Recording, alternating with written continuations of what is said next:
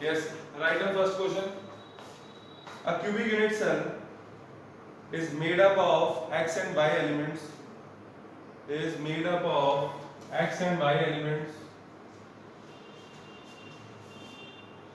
If x are present, if x are present on the corners of the cube, on the corners of the cube,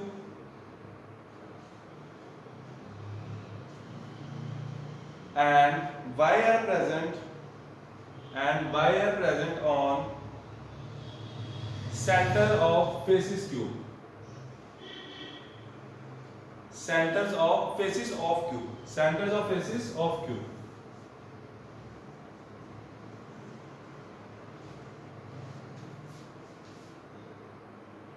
Comma, then find the formula of the compound, then find the formula of the compound. जल्दी से. Sir last line repeat कर दो. हाँ जी, last line है बच्चे, comma डाल के then find the formula of the cube, then find the formula of the cube. अगर इस क्वेश्चन को मेरे को डिटेल में करना हो तो ऐसे करेंगे.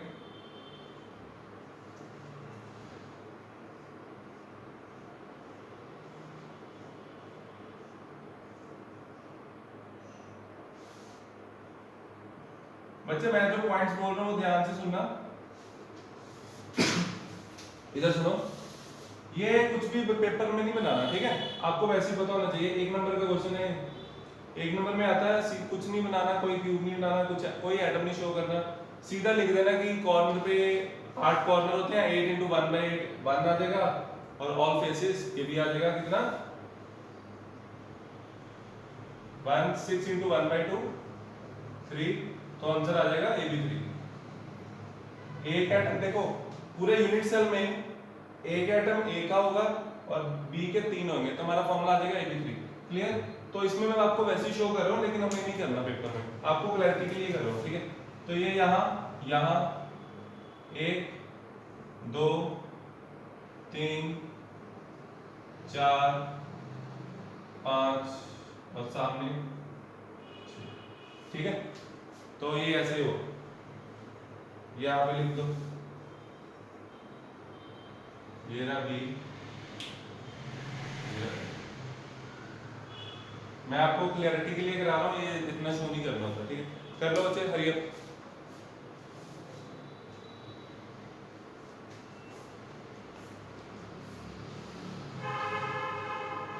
कर दो ना, जल्दी जल्दी बोलो. सर हाँ जी, सर पेपर में भी ऐसे लिख के आना चाहिए जैसे कोई लाइन हो. हाँ कुछ भी ऐसे लिखना कि एक्स एटम कॉर्नर पे है, ठीक है? तो 8 into 1/8 1, और ये आ गया. ये अगर बनाओगे तो आपकी एडिशन है, राइट? इतनी जरूरत नहीं होगी. हाँ एडिशन है, मर्जी है. चलो कर दो अब. Sir wait.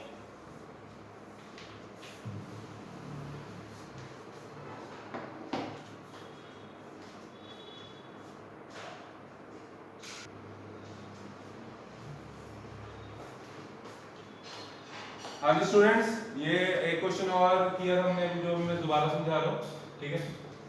P atom corner पे थे, Q atom at the centre of Q, ठीक है? और जो R था वो कहाँ पे था? सेंटर ऑफ H, ठीक है? तो कॉर्नर हमें पता है 8 into 1/8 होते हैं. सब इधर देखो, एक बार समझ लो. कॉर्नर 8 होते हैं, 8 into 1/8 1 आ गया. Centre of Q, centre of Q एक ही सेंटर में जो क्यूब होता है एक ही होता है ना? तो वहां पे होगा, और वो कहता है एच पे है.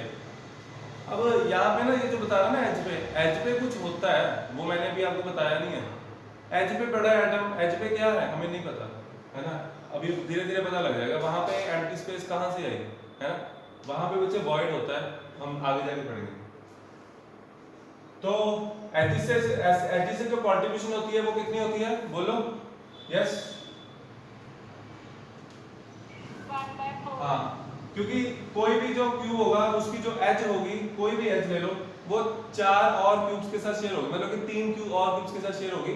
चौथा क्यूब वो खुद होगा, है ना? फॉर एग्जांपल ये वाली साइड है, तो ये जो साइड होगी, इसके सामने जो क्यूब होगा बिल्कुल इसके पैरेलल ऐसे यूनिट सेल होगा, उसके साथ शेयर होगी, एक इसके ऊपर आएगा एक उसके ऊपर आएगा, बस। तो जो यहाँ पे एटम होगा उसकी कंट्रीब्यूशन इस यूनिट सेल के अंदर 1/4 होगी, ठीक है, दैट्स इट। अब हम चलते हैं आगे। Write down next topic, close pack structures.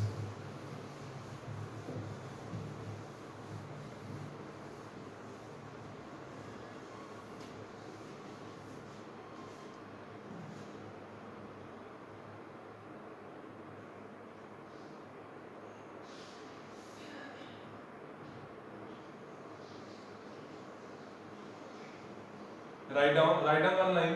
Close pack structure का मतलब क्या होता है, लिखो। देखो, the closely packed arrangement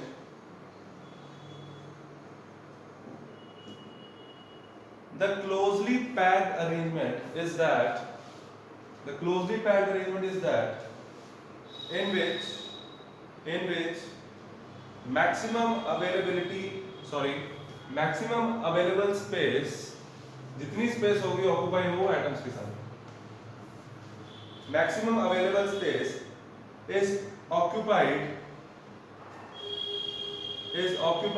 leaving minimum vacant space,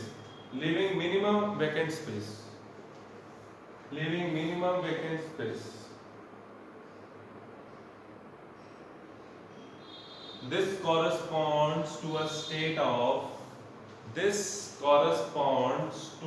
state of maximum possible density.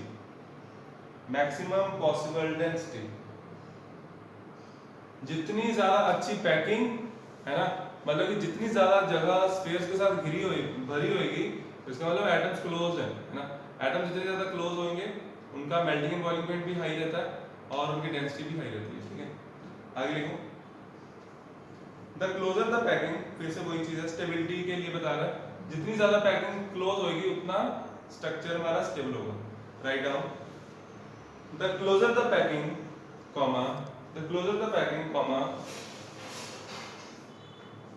greater is the stability of the packed system.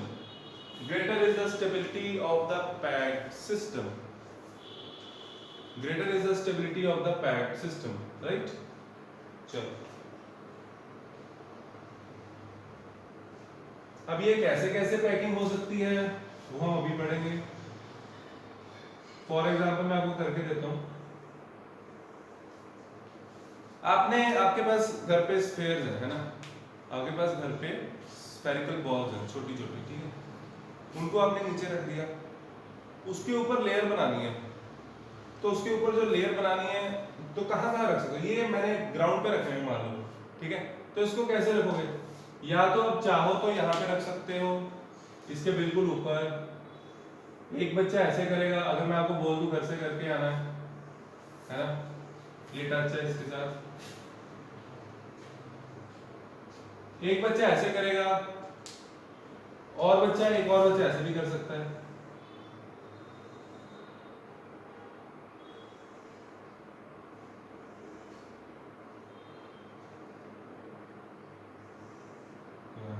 कोई बता सकता है और कहाँ रख सकता हूँ? एनीवन?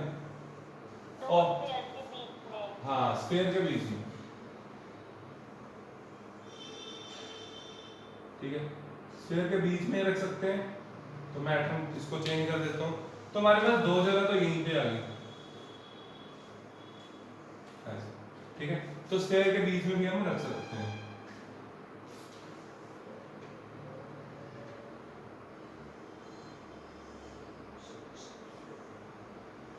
ऐसे, ठीक है, आया समझ? राइट, तो अलग अलग तरह की पैकिंग होती है, तो वो हमने पढ़नी है। राइट डाउन फर्स्ट, लिखो, we can build up ऐसे, we can build up the three-dimensional structure in 3 steps. First, close packing in 1 dimension.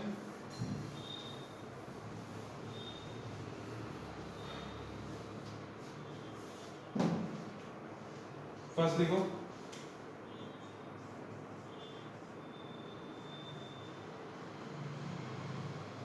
Close packing in one dimension.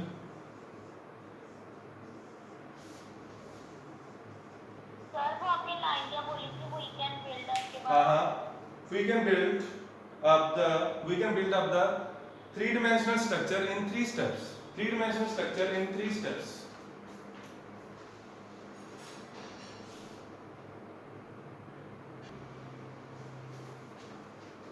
Write down close packing in one dimension. Hurry up. लिखो there is only one way. One way क्यों? मैंने एक sphere यहां लगाया, दूसरा sphere इधर में लगा नहीं सकता। हाँ अगर इधर लगाऊंगा तो इधर नहीं लगा सकता, तो एक ही डायरेक्शन में जाना पड़ेगा। ठीक है, right down there is only one way of arranging spheres in one dimensional close packed structure.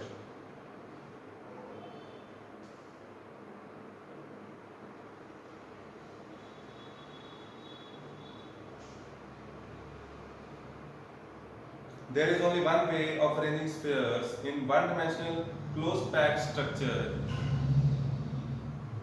और कहाँ पे horizontally रख लो चाहे vertically रख लो, in which the spheres are placed in a horizontal row. Sir हाँ जी, प्लीज स्पीड कर दो, एक बार हाँ आपसे जी। बात कर ली थी बीच ओके में। हाँ जी करता हूँ बच्चे। Write down there is only one way of arranging spheres.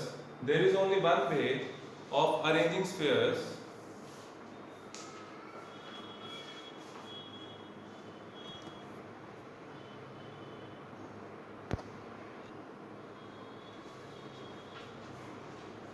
yes आगे लिखो there is only one way of arranging spheres in one dimensional closed packed structure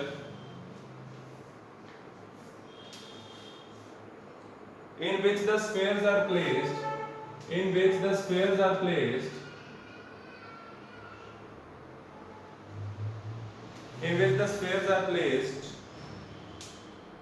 in a horizontal row, in a horizontal और vertical भी लिख सकते हो slash करके, ठीक है, in a horizontal row touching each other, write down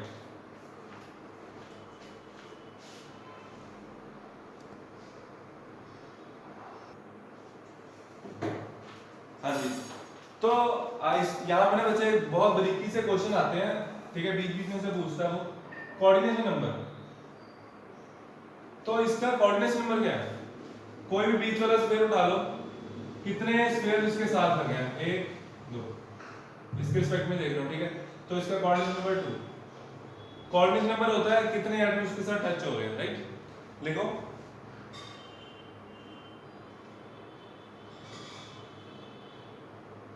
the number of, लिखो coordination number, इसी के नीचे लिखो coordination number,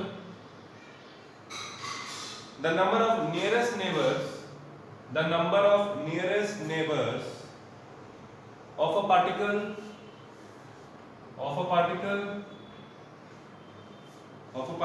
is called its coordination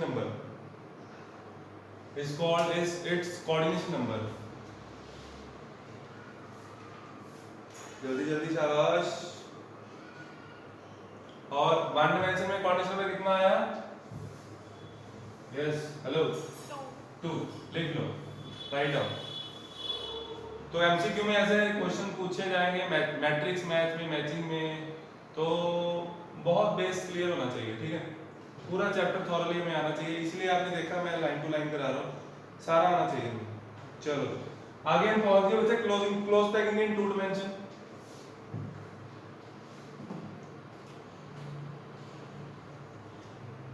close packing in 2 dimension, जल्दी जल्दी फास्ट लिखो, हरी अप।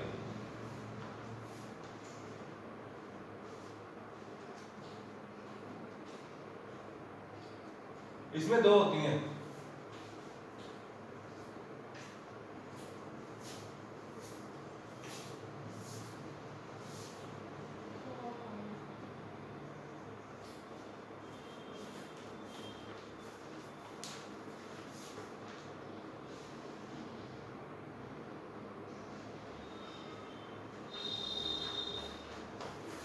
इसमें दो कैटेगरीज होती हैं, स्क्वायर क्लोज पैकिंग, जैसे कि ऐसे होगा जब 1 2 3 4, इसके नीचे एक टमाटर, इसके नीचे एक टमाटर, इसके नीचे, ये जब बिल्कुल उसके नीचे आएंगे, ठीक है।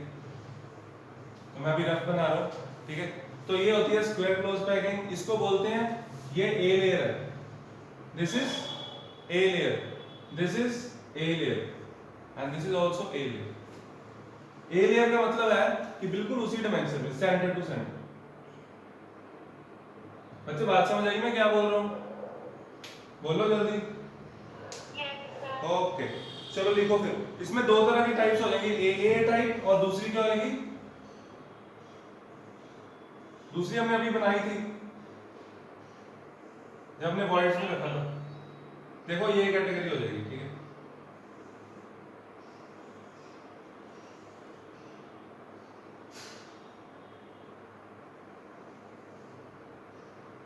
इसको आप अगर क्लोजली ऑब्जर्व करोगे तो ये लेयर और ये लेयर एक जैसी है ना? बोलो यस, ऐसे ही बोल दो। ये दिख रहा है? हाँ समझ आ गए बच्चे? तो ये कौन सी कैटेगरी हुई बताओ? A B and so on. आपसे पेपर में वो पूछ सकता है ऐसे कि ए कैटेगरी है तो उसको क्या बोलते हैं? Square close packing. A B type है तो क्या बोलते हैं? तो ऐसे, ठीक है। तो ये चीजें काफी इंपॉर्टेंट है, right down. Square close packing और ऐसे और डाल के लिखो A type arrangement in 2 dimension. A type arrangement in 2 dimension. चलो ये बना रखने तो बहुत अच्छा बना होगा बच्चे। ये बुक से देख के बना लोगे, इसमें कुछ समझना नहीं है। लेयर के नीचे लेयर लगानी है, क्लियर होगी बात? Yes okay. ये भी हो जाएगा, ये भी हो जाएगा, ए बी हाँ। इसे थोड़ा सा मेरे को बताना है और आपको, ठीक है, वो मैं अभी बता देता हूँ। इसे बोलते हैं बच्चे हेक्सागोनल क्लोज पैकिंग। आप लोग क्या करोगे अभी, इसके नीचे जगह छोड़ दो, ठीक है। जगह छोड़ के ये बनाओ, जल्दी जल्दी करो। इसे लिखो सेकंड हेक्सागोनल क्लोज पैकिंग। हर ये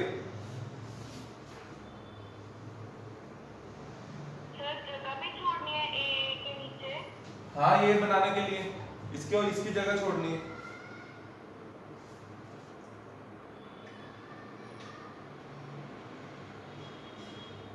बना लो मैं टाइम दे रहा हूँ, बना लो।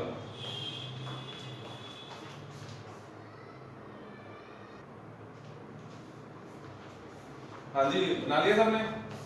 अभी हमने ये लिखा स्क्वायर क्लोज पैकिंग ऑक्युपाई करती है 52.4% ऑफ अवेलेबल स्पेस, राइट। और hexagonal close packing occupies 60.4% of available space. लेकिन ये किसमें है? दिस इज इन 2 डायमेंशन, ठीक है। 3 डायमेंशन में ज्यादा होती है, 74 होती है, राइट। तो इसमें बच्चे एक चीज और करनी है आपको, कोऑर्डिनेशन नंबर। ये जो सेंटर वाला स्फीयर है ये कितने एटम्स के साथ टच है? आंसर आप लोग दोगे जल्दी। 4।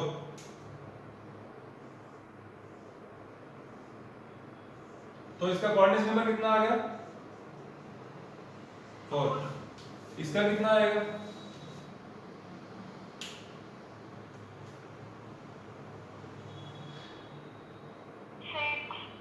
हाँ, इसका 6 आ जाएगा।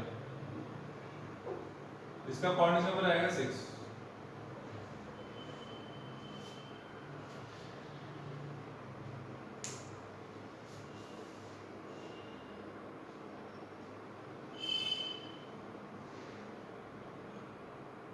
ये समझ आ गया? इसका कोऑर्डिनेट नंबर हेक्सागन बन जाएगा उसके अंदर, हमने पहले किया था एक बार, ठीक है। चलो हमारा ये खत्म। इसके बाद हम करेंगे close packing in 3 dimensional curve, right.